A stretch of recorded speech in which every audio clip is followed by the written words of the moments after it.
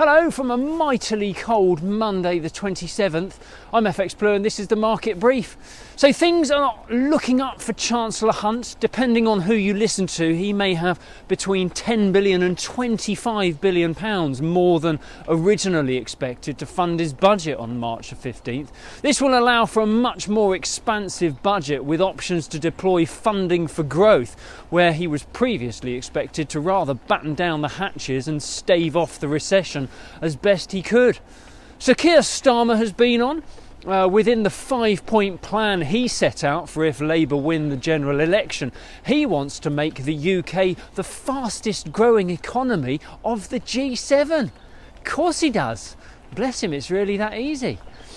His plan rather lacked details over where any changes would be made, but Starmer is due on again later today, so perhaps he'll add a little meat to the bones then. Sunak's been on. He's put in a pretty good shift on Northern Ireland last week. He's due to meet Ursula von der Leyen to finalise the agreements today, but that's really where the real work will start for him, because he still needs to sell the agreement to unionists in Belfast as well as his own backbenchers. Brexit, hey? It's the gift that keeps on giving.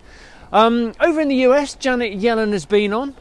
She was at the G20 summit where she called upon other G20 leaders to join together and condemn Russian aggression in Ukraine. But back home this week, she will start talks with Senate Republicans over the fiscal deficit.